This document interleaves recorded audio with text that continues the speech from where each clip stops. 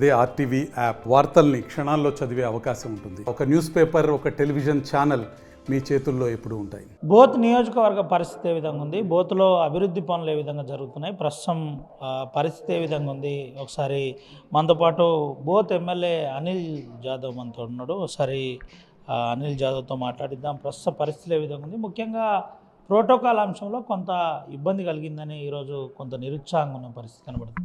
అన్న, ఏందన్న పరిస్థితి, ఎట్లుంది బోత్ కాన్స్టిట్యున్సీలో అభివృద్ధి పనులు ఏమి నడుస్తున్నాయి, ఎట్లుంది అసలు? బోత్లో అభివృద్ధి కార్యక్రమాలన్నీ బాగా నడుస్తున్నది. కాకపోతే ఏంటంటే చిన్న చిన్న చిన్న లుసుగులు ఉన్నాయి. అధికారుల నిర్లక్ష్యం వల్ల కూడా అవి జరుగుతున్నాయి. మరి వాళ్ళకి పైనుంచి ఒత్తిడి ఉందా మరి ఏందో అర్థం కావట్లేదు. మాటలు బాగానే మాట్లాడుతున్నాం కానీ ఈ నియోజకవర్గ ఎమ్మెల్యే అనేది కూడా మర్చిపోతూ ఉన్నారు. వాళ్ళు ప్రోటోకాల్ పాటించాలి, ఫ్లెక్సీలో పెడితే ఫ్లెక్సీలో ఫోటో పెట్టాలి. ఎమ్మెల్యే అంటే నామినేటెడ్ పోస్ట్ కాదు కదా, ప్రజలు ఎన్నుకోబడ్డారు కాబట్టి ప్రజల చేత ఎన్నుకోబడ్డ వ్యక్తి ఎమ్మెల్యే. ఇవాళ నేను 80,000 మెజార్టీ గెలిచిన నేను. మరి ఇంత ప్రజాదరణ ఉన్న మాకు మీరు కనీసం మాకు మర్యాద ఇస్తారంటే మాకు మర్యాద ఇస్తలేరంటే వీళ్ళు ప్రజలకు కూడా ఇస్తలేనట్టు కదా. వీళ్ళు ప్రజలనే అవమానపరుస్తున్నట్టు వీళ్ళు. కాబట్టి ఇది బాగలేదని చెప్పేసి మేము ఈరోజు మా కార్యకర్తలు కూడా ఆందోళన చేయడం జరిగింది. నేనే సంజాయించిన, సరే ఇది మొదటిసారి, ఇంకోసారి అయితే చూద్దామని చెప్పేసి నేనే కార్యకర్తలను సంజాయించడం జరిగింది. అంతేగాని ఇంకోసారి ఇలాంటివి జరిగితే మాత్రం పరిస్థితి చాలా దారుణంగా ఉంటుంది. మాకు కూడా ఓపిక సహనం అనేది కొంచెం ఉంటుంది. మాటి మాటికి వీళ్ళు ఎమ్మెల్యేని లైట్గా తీసుకుంటూ ఉంటే మరి ఏ విధంగా ప్రజాస్వామ్యం అయింది? నేను కూడా ఒక గిరిజన అడవి బిడ్డని, గిరిజనులం. మనము చైతన్యపరచాలి ప్రజలకు. ప్రజలు ఈరోజు బోత్ నియోజకవర్గం అనేది చాలా వెనుకబడ్డదని చెప్పేసి ఈరోజు గ్రూప్ 1 పేపర్లలో కూడా వచ్చింది. ఇలాంటి నియోజకవర్గాన్ని మేము అభివృద్ధి చేసుకోవాలనే ఓపికతోటి మేమున్నాం. అంతేగాని ఎవరికి భయపడి ఉండలేము. మేము అభివృద్ధి చేసుకోవాలి. మన నియోజకవర్గం ప్రజలు మనకు ఓటేసిండ్రు. ప్రజల నమ్మకాన్ని వమ్ము చేయదనే ఉద్దేశంతో ఈరోజు మనము ఓపికతో ముందు, కానీ ఓపిక అనేది కూడా కొంచెం హద్దు అనేది ఉంటుంది. కాబట్టి ఈ విధంగా పునరావృతం అయితే మాత్రం పరిస్థితి పరిణామం ఉంటుంది. ఇలాంటి ప్రాజెక్ట్ అంశంలో ఏదన్నా ఇప్పటికీ సర్వే కానీ చర్చ కానీ ఏదైనా జరుగుతుందా? మీరు స్థానికంగా ఎమ్మెల్యే ఉన్నారు, ఏంటి అసలు గత ప్రభుత్వం గతంలో వాళ్ళున్న ప్రతిపక్షంలో ఉన్నప్పుడు హామీలు ఏ విధంగా ఉన్నాయి, ఇప్పుడు ఎట్లుంది? ఇప్పుడు కుప్టీ ప్రాజెక్టు కానీ బోత్ రెవెన్యూ డివిజన్స్ ఇవన్నీ వాళ్ళు ఇచ్చినటువంటి ఎన్నికల్లో హామీ. మా నాయకుడు కేసీఆర్ గారు కూడా ఆ రోజు ఇచ్చిండు. మేము ప్రభుత్వంలో రాగానే నెల లోపల రెవెన్యూ డివిజన్ మరియు బోత్ రెవెన్యూ డివిజన్ మరియు కుప్టీ ప్రాజెక్ట్ నిర్మాణం చేసేద్దామని చెప్పిండు. దురదృష్టవస్తే మన గవర్నమెంట్ రాలేదు కాబట్టి వీళ్ళు కూడా కాంగ్రెస్ పార్టీ కూడా హామీ ఇచ్చింది. మేము గవర్నమెంట్ రాలేదు, మీరు గవర్నమెంట్లో వచ్చింది కదా, కాబట్టి మీరు ఇచ్చినటువంటి హామీని నెరవేర్చాలి, అది మీ బాధ్యత. కాబట్టి మేము కూడా గట్టిగా ఇంతకుముందు కూడా మొన్న అసెంబ్లీలో మాట్లాడినాం, రేపు కూడా మాట్లాడతాం. ఖచ్చితంగా కుప్టీ ప్రాజెక్ట్ నిర్మించి ఇవ్వాలి, రెవెన్యూ డివిజన్ ఇవ్వాలి. చాలా మారుమూల ప్రాంతాల్లో ఉన్నటువంటి గిరిజన తాండాలు, గూడేలు, గ్రామాలు చాలా ఉన్నాయి.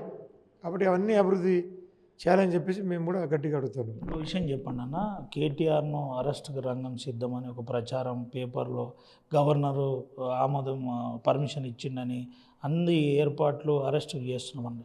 ఒక అనిల్ జాదవ్, కేటీఆర్కు దగ్గర అనిల్ జాదవ్ కానీ జాన్సన్ కానీ ఇదంతా కేటీఆర్ కొట్టారు. ఎట్లా చూడవచ్చు, ఏం జరగబోతుంది? ఇప్పుడు మనం చూస్తూ ఉన్నాం, అసలు ఈ ప్రభుత్వంలో ప్రజాస్వామ్యం అనేది లేనట్టున్నది. ఇంత పెద్ద సామ్రాజ్యాన్ని బాబాసాహెబ్ అంబేద్కర్ ఏదైతే మనని రాజ్యాంగాన్ని రచించిపోయిండో దానికి విరుద్ధంగా వీళ్ళు చేస్తూ ఉన్నారు. ఈరోజు అల్లు అర్జున్ ఏం తప్పు చేసిండండి, మా కేటీఆర్ గారు మీరు తప్పు చేసిన అంటారు. అంటే దీని మీదుగా లేనిది అంటే ఒక కక్షపూరితంగా వాళ్ళు ఒక మనుషులను కొందరిని టార్గెట్ చేసుకున్నారు. అల్లు అర్జున్ గారు రేవంత్ రెడ్డి పేరు చెప్పలేదని చెప్పేసి ఆయనను అరెస్ట్ చేయడం. అదేవిధంగా మొన్న జరిగినటువంటి లగచర్లలో కూడా గిరిజనుల భూములు లాక్కొని వాళ్ళనే ఇప్పటిదాకా జైల్లో పెట్టినారు. దాదాపుగా నెలగా వస్తుంది. అమాయక గిరిజనులను బేడీలు పెట్టి మళ్ళీ సంఖ్యలు పెట్టుకొని తీసుకుపోతూ ఉన్నారు. అంటే వాళ్ళు ఉద్దేశపూర్వకంగానే కక్ష సాగతింపు చర్యలే జరుగుతుంది. మా నాయకుడు కేటీఆర్ గారు అయితే ఏ తప్పు చేయడు.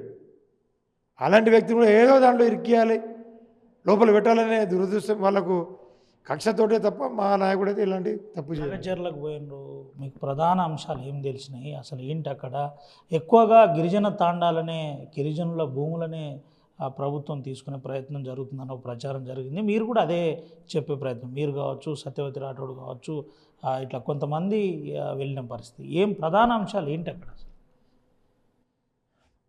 వాస్తవంగా గిరిజనులకు ఉండే భూమే తక్కువ. వాళ్ళ తాతలు ముత్తాతల నుంచి వాళ్ళకు వచ్చిన ఎకరము 2 ఎకరాలు 3 ఎకరాల భూమిని ఉన్న భూమిని కూడా మీరు ఉన్నట్టు పణంగా మీరు గుంజుతా అంటే ఎంత దారుణం అండి అది. గత ప్రభుత్వంలో కేసీఆర్ గారు ఉన్నప్పుడే 1400 ఎకరాలు ఉన్నాయి ఆడ. ఆ భూమి ఉండగా ఇంకా మన గరీబుల గుండులు గుంజుడు ఎందుకు అంటే కక్షపూరితం.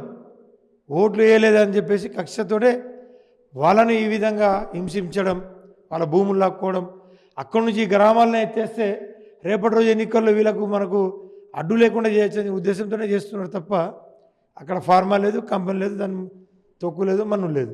ఏంటన్నా అభివృద్ధి పనుల అంశంలో చూస్తే బోత్ కాన్స్టిట్యున్సీ పరిస్థితి ఏ విధంగా ఉంది, ఏంటి అసలు పరిస్థితి? రోడ్ల ఇబ్బందికర పరిస్థితి ఉంది అంటున్నారు, రకరకాలుగా ఆ ఇబ్బంది ఉంది.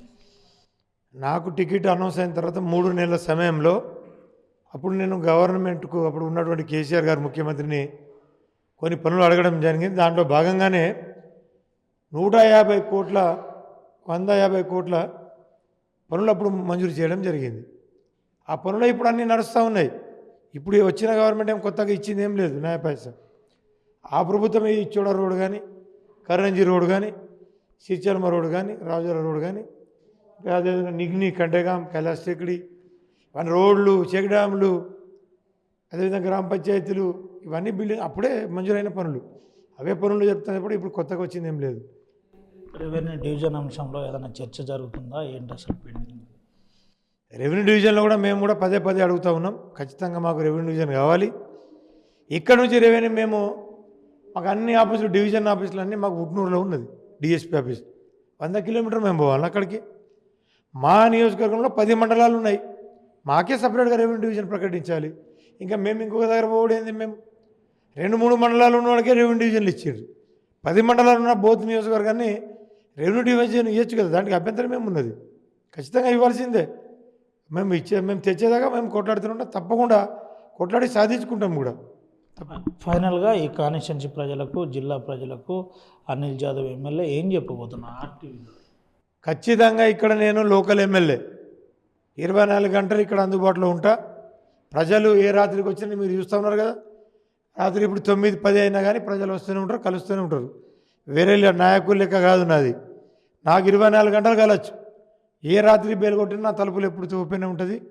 ఎందుకంటే నేను ఒక సామాన్య గిరిజన కుటుంబం నుంచి వచ్చినవాడిని.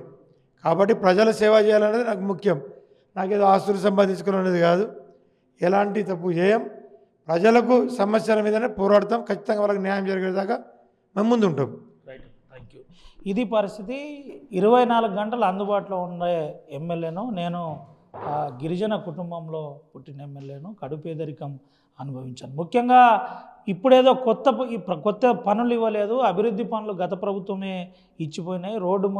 రోడ్డు నుంచి మొదలుకొని ఓవర్ బ్రిడ్జ్ల వరకు ప్రధానంగా గత ప్రభుత్వమే ఇచ్చింది. ముఖ్యంగా కేటీఆర్ను అరెస్ట్ చేయడం అంటే ఒక రకంగా విడ్డూరమే అని చెబుతున్న పరిస్థితి. ముఖ్యంగా కేటీఆర్ ఎటువంటి తప్పు చేయడు, కావాలని ప్రభుత్వం కక్షపూరితంగా చేస్తుంది. దానికి ఎగ్జాంపులే అల్లు అర్జున్ అని ఎమ్మెల్యే అనిల్ జాదవ్ చెబుతున్న పరిస్థితి. ప్రోటోకాల్ అంశంలో ఖచ్చితంగా స్థానిక ఎమ్మెల్యేను నన్ను కాకుండా ఇగ్నోర్ చేస్తే పరిస్థితులు తీవ్రంగా ఉంటాయి, ఉద్యమం చేస్తాం, సీరియస్గా ప్రతిఘటిస్తామని ఆర్టీవీతో ఎమ్మెల్యే అనిల్ జాదవ్ చెప్పిన పరిస్థితి కనబడుతుంది. కెమెరా సాయితో రవినాయక్, ఆర్టీవీ, ఆదిలాబాద్ నుండి. మరిన్ని వీడియోస్ కోసం ఛానల్ ని సబ్స్క్రైబ్ చేయండి. లేటెస్ట్ అప్డేట్స్ కోసం వాట్సాప్ ఛానల్ ని ఫాలో అవ్వండి. ఆ లింక్ డిస్క్రిప్షన్ లో ఉంది.